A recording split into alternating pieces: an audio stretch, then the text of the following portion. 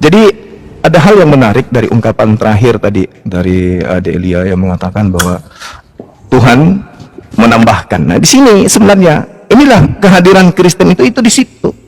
Jadi ajaran Abrahamik ini, ajaran tauhid ini, itu kemudian ditambahkan dengan konsep Tuhan menambahkan kodrat manusia. Nah, pada saat Tuhan menambahkan kodrat manusia, inilah jatuhnya kepada ciptaan. Kemanusiaan ini ciptaan.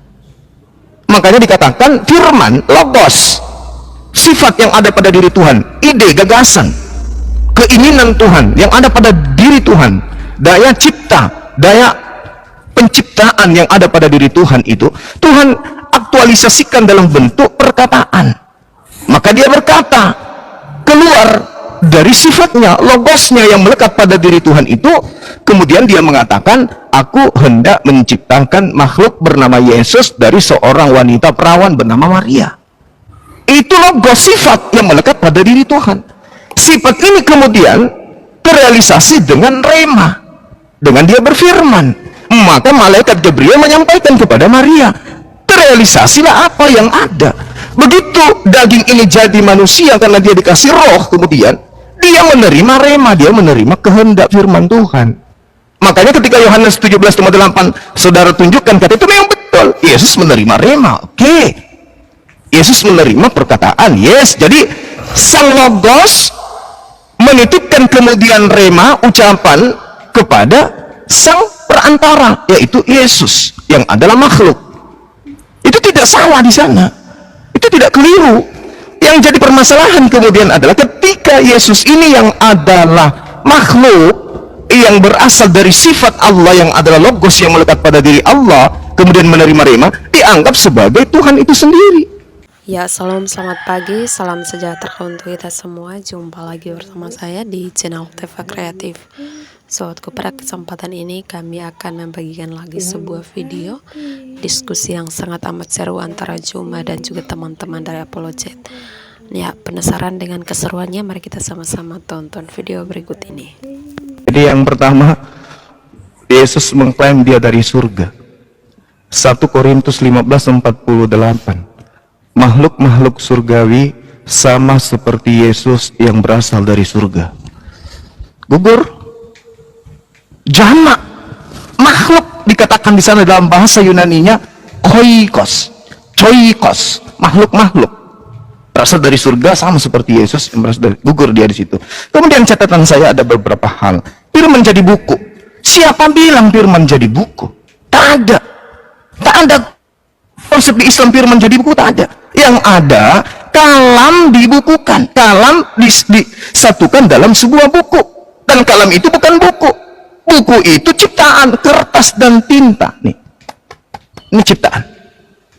Firman menjadi daging. Siapa bilang firman jadi daging? Maksudnya firman Allah kepada Maria agar Maria melahirkan seorang anak. Firman itu mewujud sesuai dengan kehendak Elohim, dia jadi daging. Jadi firman daging. Apa buktinya? Yesus masih menerima firman. Segala firman yang engkau berikan kepadaku telah aku sampaikan kepada mereka. Yohanes 17:8, Yohanes 12:49, lebih sadis lagi. Aku tidak berkata-kata dari diriku sendiri. Loh, katanya kamu firman. Yang dikatakan firman, kun, jadi, maka jadi. Mazmur 33 nomor 9, memberi perintah, maka semuanya ada. Yesus, aku tidak dapat berbuat apa-apa dari diriku sendiri. Gugur lagi. Gugur. Jadi konsep firman yang Anda imani selama ini keliru besar. Firman jadi daging, salah. Tidak ada firman jadi daging, tidak ada perkataan. Nah kemudian, ketika saudara berbicara mengenai logos, seakan-akan mengajarin Bang Zuma, Anda juga harus membedakan antara etos, patos, dan logos. Logos itu dalam bahasa Ibrani dafar. Dafar itu adalah kegiatan Tuhan di dalam menciptakan, mengadakan sesuatu yang tidak ada menjadi ada. Maka dia dafar, berdafar, berlogos, berkata. Berkata dengan kata memang beda. Berkata, pekerjaan kata itu adalah apa yang keluar dari yang dikeluarkan dari pekerjaan berkata tadi. Contoh nih, saya berkata, jadilah sumur. Sumur itu bukan saya, tapi sumur itu pada mulanya adalah perkataan dari saya. Bukan berarti sumur itu adalah saya. Jadilah Yesus, jadilah firman. Itu enggak ada seperti itu. Makanya kalau saudara saya ini mengambil Yohanes 1 nomor 3, tidak ada sesuatu yang ada selain daripada dia, selain daripada yang sumber, termasuk Yesus. Contoh, Yohanes 1 nomor 3, ketika Anda mengurai, teruskan ke bawah, di data nomor 14 ya, firman itu telah menjadi daging. Maksudnya, ide Tuhan itu benar-benar tercipta menjadi makhluk Yesus. Jangan Anda kaitkan lagi ke Elohim. Elohim itu jamak, sehingga oh dia adalah Tuhan itu sendiri turun. Enggak sampai segitu. Ajaran Ibrahim tidak seperti itu. Agama Nabi Ishak dan juga Nabi Ismail tidak seperti itu. Makanya kesalahan fatalnya itu di situ. Konsep firman yang Anda anut itu kelirunya di sana. Firman itu adalah kata. Berfirman itu adalah berkata. Ketika Tuhan hendak mencipta, mengadakan sesuatu di luar dari dirinya, maka Tuhan cuma berkata, cuma berfirman. Makanya Yesus mengatakan Yohanes 8:42, endingnya di situ. Tapi yang harus kita pakai akal, bukan iman. Yesus mengatakan apa? Aku datang di atas muka bumi ini menjadi daging, bukan atas kehendakku. Halo? Berarti dia bukan sang firman. Berarti dia bukan dafar, tetapi dia adalah buah yang dihasilkan kemudian dari pikiran, ide, gagasan Tuhan. Tuhan menginginkan menciptakan sebuah mujizat di tengah-tengah Bani Israel. Nabi Musa diutus. Kisah Para Rasul 13 nomor 23, Tuhan menginginkan kemudian juru selamat di tengah-tengah Bani Israel. Yesus diutus. Jadi Yesus ini pada mulanya adalah firman, betul. Yesus pada mulanya adalah firman. Yesus pada mulanya adalah ide. Ide itu bersama-sama dengan Tuhan. Dan ide itu keluar dengan cara Tuhan berfirman. Apa buktinya? Gabriel pada bulan ke-6 datang menyampaikan firman itu kepada Maria. Tuhan yang Maha Tinggi menginginkan engkau hamil. Hamil dia. Jadi Yesus pada mulanya adalah firman. Firman itu bersama-sama dengan Tuhan. Dan firman itu telah menjadi daging. SARS. Sudah menjadi makhluk hidup bernama Yesus. Makanya Yesus bukan Tuhan, bukan Elohim, tetapi manusia 100%. Demikian, silakan. Oke. Saya ini coba akhir dulu, Bang Juma. Oh, sorry. Iya. Okay. Sudah?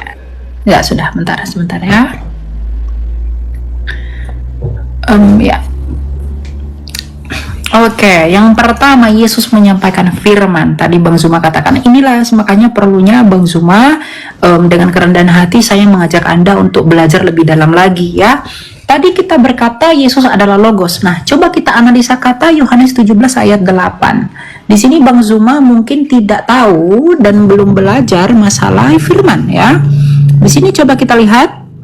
Sebab segala firman yang kau sampaikan kepadaku. Nah, firman di sini, firman yang didapati saudara Bapak itu bahasa Yunaninya apa? Firman di sini rema, bukan logos.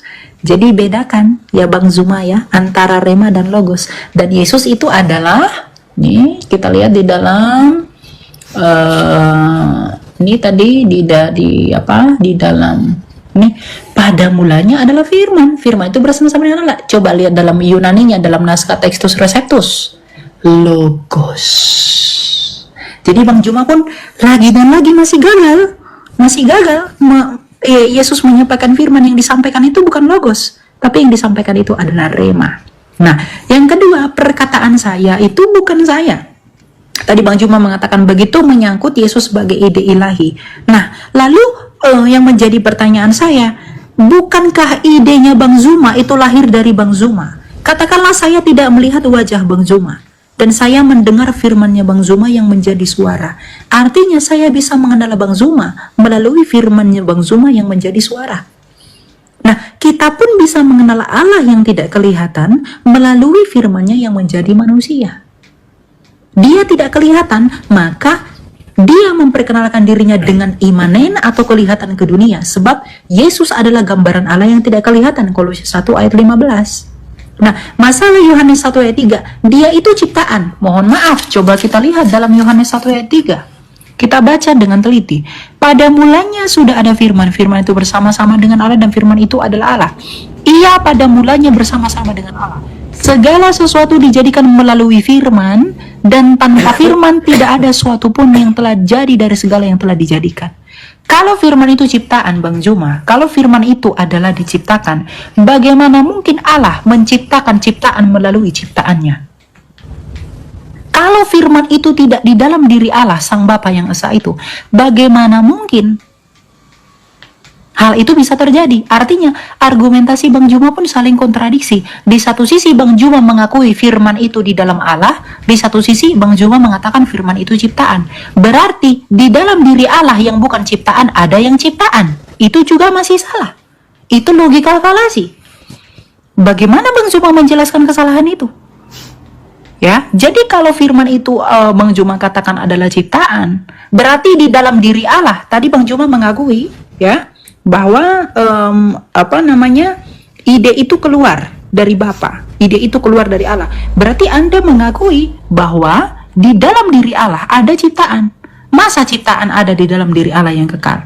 Dan ketika firman itu menjadi manusia, Bang Juma perlu tahu dia tidak bertransubstansiasi. Yang tadinya Allah berubah menjadi manusia.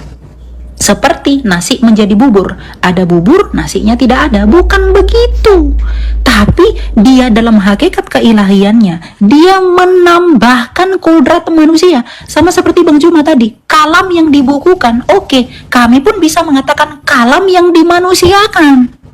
Tidak ada yang salah.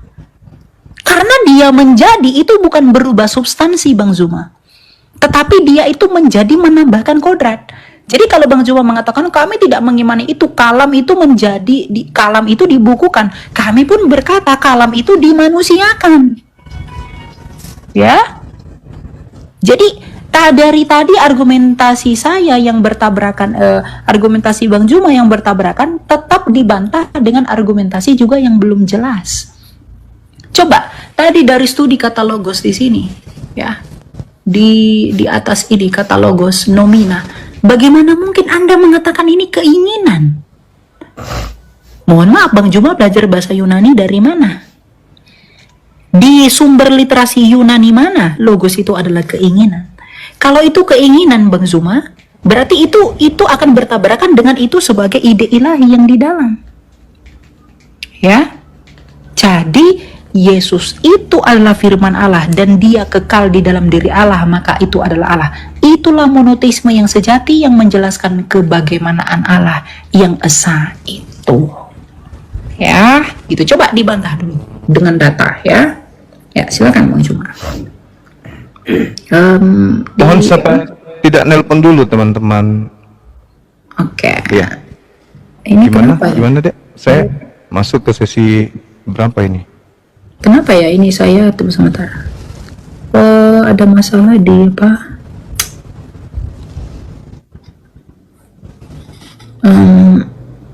Saya tidak bisa tekan layar ini. Kenapa ya? Sebentar ya. Ada masalah.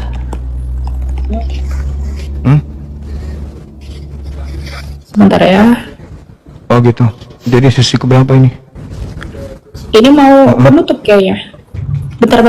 Kenapa ya layar saya? Bentar ya. Jadi masih Ini bisa. kalau saya keluar itu bakal end nggak dianya? Enggak ya? Coba bicara dulu sama admin saya.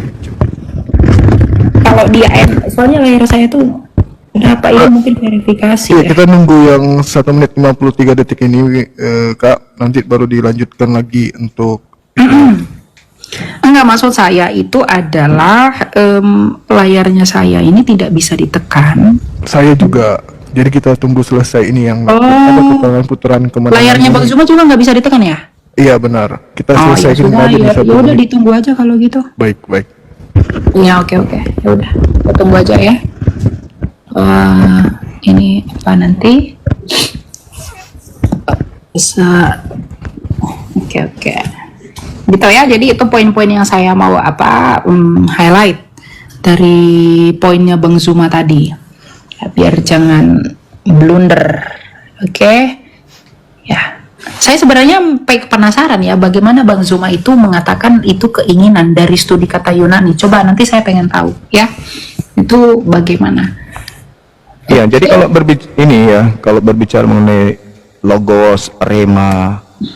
Logos itu merujuk pada sifat yang melekat, kemampuan daya cipta Tapi yang ini ada pada diri nomina, Tuhan. Bang. Dia bukan akusatif atau datif atau genitif. Terus kalau rema Kalau rema itu juga coba kita lihat ya. Saya buka di sini ya. itu dia. Jadi pembedanya itu cuma di situ antara rema, logos itu di situ.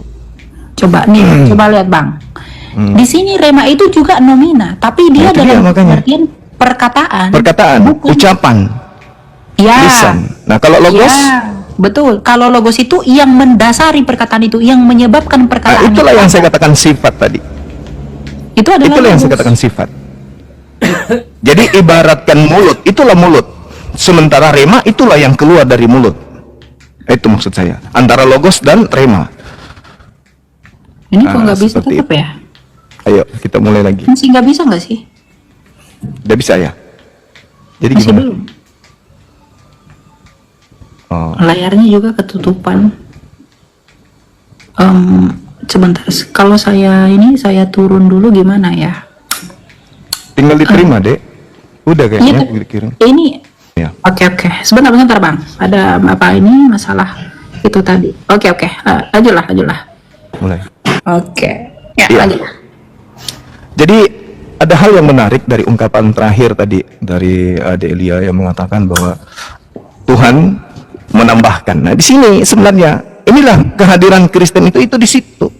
Jadi ajaran Abrahamik ini, ajaran tauhid ini, itu kemudian ditambahkan dengan konsep Tuhan menambahkan kodrat manusia. Nah, pada saat Tuhan menambahkan kodrat manusia inilah jatuhnya kepada ciptaan. Kemanusiaan ini ciptaan.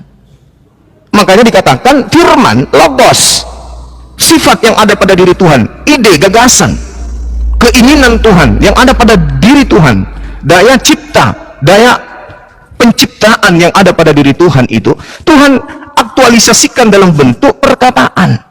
Maka dia berkata keluar dari sifatnya, logosnya yang melekat pada diri Tuhan itu, kemudian dia mengatakan, aku hendak menciptakan makhluk bernama Yesus dari seorang wanita perawan bernama Maria. Itu logos, sifat yang melekat pada diri Tuhan. Sifat ini kemudian terrealisasi dengan rema, dengan dia berfirman. Maka malaikat Gabriel menyampaikan kepada Maria, terrealisasilah apa yang ada. Begitu daging ini jadi manusia karena dia dikasih roh, kemudian dia menerima rema, dia menerima kehendak firman Tuhan. Makanya ketika Yohanes 17:8 saudara tunjukkan kata itu memang betul, Yesus menerima rema. Oke, Yesus menerima perkataan, yes. Jadi sang logos menitipkan kemudian rema, ucapan kepada sang perantara, yaitu Yesus yang adalah makhluk. Itu tidak salah di sana, itu tidak keliru. Yang jadi permasalahan kemudian adalah ketika Yesus ini yang adalah makhluk, yang berasal dari sifat Allah yang adalah logos yang melekat pada diri Allah, kemudian menerima rema, dianggap sebagai Tuhan itu sendiri. Sehingga ada konsep menambahkan kodrat daging. Daging ini ciptaan. Apa mungkin Tuhan menambahkan ciptaan pada dirinya dan ciptaan itu kemudian menjadi Tuhan juga? Ya tidak mungkin lah. Itu konsep para dewa. Kalau dewa-dewa Roma Yunani, iya. Makanya muncul kata Theos. Theos itu dewa. Dewa nuzul menjadi manusia, mengambil daging menjadi setengah dewa, setengah manusia. Itu betul. Tapi kalau dikatakan kemudian pencipta langit dan bumi yang dikenal dengan sebutan Hasem menambahkan pribadi baru dalam bentuk daging, oh itu nggak ada. Di ajaran Nabi Ibrahim, Abrahamik itu nggak ada yang kayak gitu. Itu murni dari ajaran Kristen aja yang bikin. Makanya konsep logos ini dalam hal ini adalah pada mulanya adalah firman-firman ini menjadi daging, itu hanya ada di Kristen. Yohanes 1 ini nggak diimani oleh orang-orang Yahudi, karena itu sangat mengganggu ajaran tauhid mereka, mengganggu ajaran yang diajarkan oleh Nabi Abraham atau kakek mereka. Ini yang perlu dipahami. Sehingga ketika kita gulirkan permasalahan kodrat yang ditambahkan pada diri Tuhan ini, apakah ciptaan atau pencipta? Nah itu masalah di situ. Ketika saudara mengatakan menambahkan kodrat manusia, pertanyaannya, jasadnya, dagingnya, berupa kaki, tangan, semua yang ada pada diri ini ciptaan atau pencipta? Siapa yang kemudian mengadakan sesuatu yang tidak ada menjadi ada? Maria tadinya tidak punya anak, tiba-tiba muncul bayi. Siapa yang menciptakan bayi imut ini? Karena ini adalah hal yang ditambah-tambahkan kemudian, sehingga Yesus mendapatkan posisi dari Trinitas ini. Yesus jadi bagian, dagingnya jadi bagian, jadi Tuhan. Sehingga kata Elohim dimaknai jamak, Tuhan itu banyak. Nah sekarang permasalahannya muncul ketika Tuhan menambahkan kodrat manusia, daging, darah, kulit, tulang, rambut, kuku. Ini apa? Ciptaan atau bukan? Karena dia adalah hal baru. Anak Maria ini adalah hal baru. Maria tadi yang tidak memiliki anak, tiba-tiba menjadi anak. Nah inilah kemudian yang perlu dipahami oleh saudara-saudara Kristen, bahwa batilnya konsep Trinitas itu nyata terlihat dengan adanya penambahan pribadi Tuhan yang merupakan manusia. Gambarannya Kolose 2:9, Filipi 2 nomor 6 sampai nomor 8. Tuhannya Bani Israel mengambil daging manusia. Apakah daging ini ciptaan? Nah itu masalah besar. Demikian. Oke, berarti nanti ini saya dulu, baru nanti setelah saya Bang Juma tutup, saya juga tutup ya. Udah 5 soalnya. Oke. Betul ya? Oke, ya. Oke, saya harap teman-teman dapat manfaat ya dari apa yang kita sampaikan. Jadi teman-teman, sekesimpulan itu tetap ada di dalam penonton ya. Kita itu diskusi saja by data, dan ada yang menimbang sendiri saja gitu. Oke, kita lihat. Oh, sebentar. Dikirim deh kayak tadi. Oke, ya. Oke. Udah? Yes. Oke, ya. Puji Tuhan ya. Nah, yang pertama saya mau bantah yang pertama ya. Bang Juma mengatakan itu adalah buatan Kristen.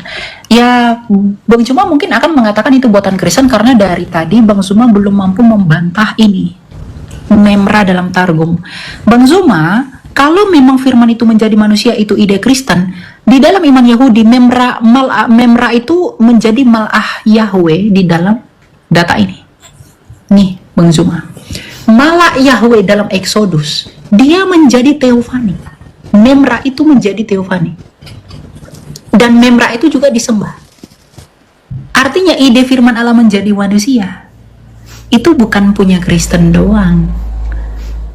Tapi Yahudi juga mengakui itu. Malah Yahweh, memra dalam Targum tadi. Ya, saya tidak heran mungkin tadi Bang Zuma tidak mengatakan itu tidak ada, karena belum menjawab ketimpangan dalam argumentasi ini. Ini belum dibantah sama sekali. Ini punya Yahudi, ya. Nah, kemudian yang kedua itu adalah logos itu sifat. Nah, kalau logos itu adalah sifat, saya ingin ajak Bang Zuma berbicara lebih jauh. Bagaimana mungkin sifat itu adalah nomina, Bang Zuma? Sifat itu adalah adjektiva, bukan nomina. Adjektif, cantik, manis, lucu, itu sifat. Itu adjektiva.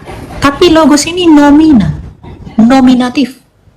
Apakah Bang Zuma itu mau mengubah yang nomina dalam iman, dalam pemahaman Yunani itu menjadi adjektiva? Makanya dari tadi saya pengen Bang Zuma itu sebenarnya tunjukin kepada saya di mana data yang menunjukkan logos itu adalah adjektiva. Saya pengen tahu. Saya sudah menunjukkan literasi saya, logos itu adalah nominatif. Bentuk genitifnya logo, bentuk akusatifnya logo, bentuk datifnya logo. Jamaknya pun, nominatifnya pun menyerap kata tunggalnya logoi. Sama seperti theos menjadi theoi. Ya, theos itu nomina dan nominatif jamaknya adalah theoi. Nah, lalu kenapa begitu? Bagaimana Bang Zuma menjawab ini? Bagaimana Bang Zuma mungkin dengan mudah membolak-balikkan istilah, tapi tidak ada literasi yang disampaikan? Ya. Nah, yang ketiga, Yesus itu adalah makhluk. Oke, Yesus itu adalah makhluk karena dia menjadi manusia. Dia bukan transubstansiasi, Bang Zuma. Tadi saya sudah jawab bahwa ketika Bang Zuma percaya kalam itu dibukukan, maka kami pun percaya kalam itu dimanusiakan. Kalau itu berkaitan dengan ide ilahi, firman itu adalah ide ilahi, yang mau saya pertanyakan adalah, apakah ide itu yang di dalam diri Allah itu bukanlah Allah sendiri? Karena ini, logos itu adalah akal budi. Akal budinya Bang Zuma, bukankah Bang Zuma? Lalu akal budinya Allah, bukankah Allah? pasti Allah. Jadi logika dan nalar yang relevan itu dielaborasi oleh Rasul Yohanes, Santo Yohanes. Pada mulanya sudah ada firman-firman itu bersama-sama dengan Allah. Firman itu adalah Allah. Karena di dalam Allah, bukan di luar Allah. Ya, jadi ini tadi tugasnya itu sebenarnya yang tidak dijawab itu sebenarnya adalah masalah Memra ini. Bang Zuma itu mengatakan itu buatan Kristen, firman menjadi manusia. Lalu bagaimana? Memra ini lebih parah loh. Memra itu menjadi Malah Adonai loh. Malah. Ini dalam Jewish Trinity Yuval Nathan. Ini boleh nanti dicari.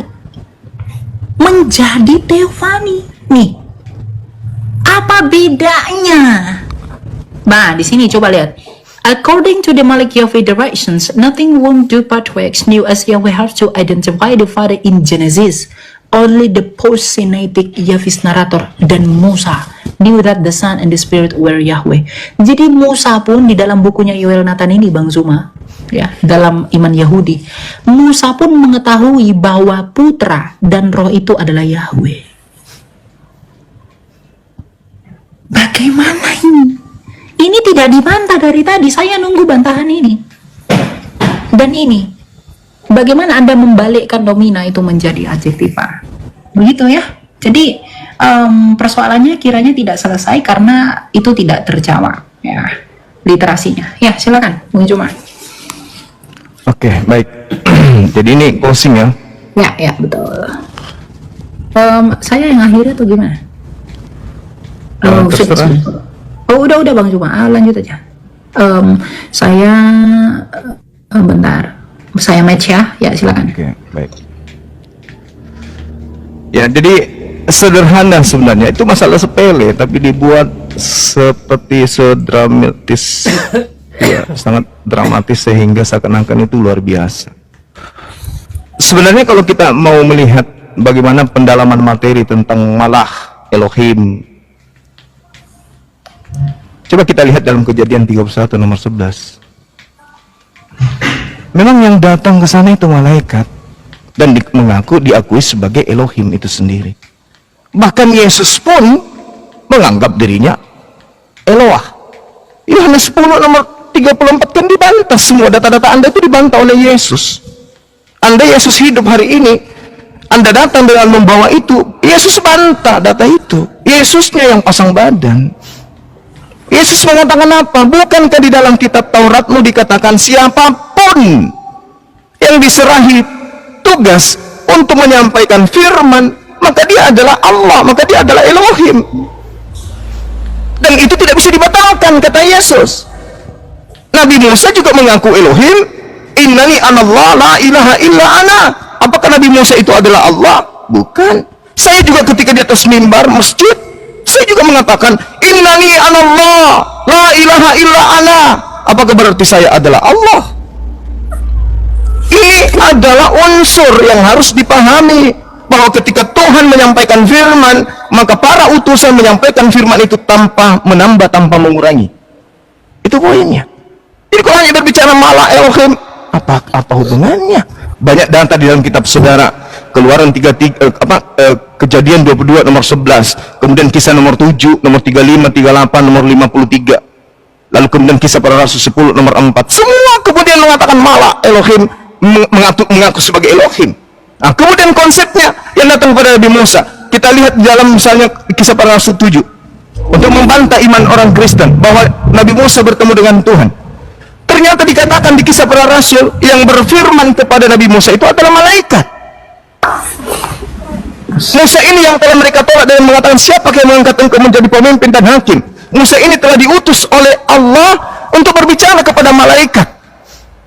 Malaikat yang menyampaikan firman kepada dirinya, bukan kemudian Tuhan yang langsung.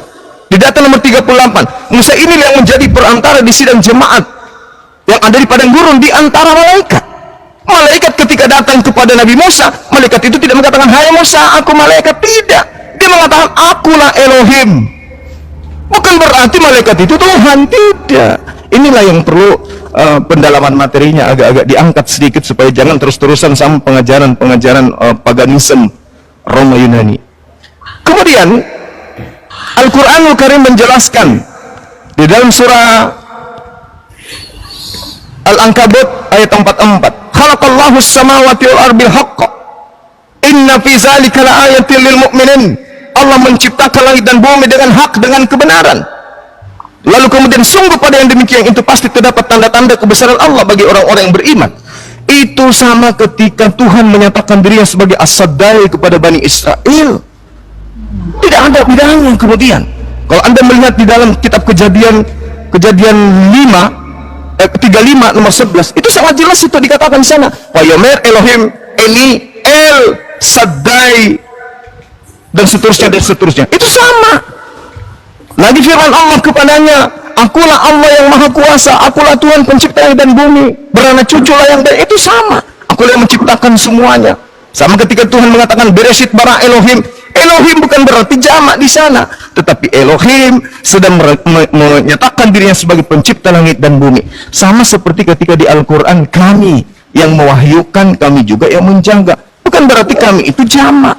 Jadi kita orang Indonesia tidak boleh memahami kandungan kata bahasa Ibrani yang digunakan oleh Tuhan berfirman kepada para nabi, dan juga bahasa Arab yang digunakan oleh Allah Tuhan pencipta bumi berfirman kepada Nabi Muhammad. Salah kita.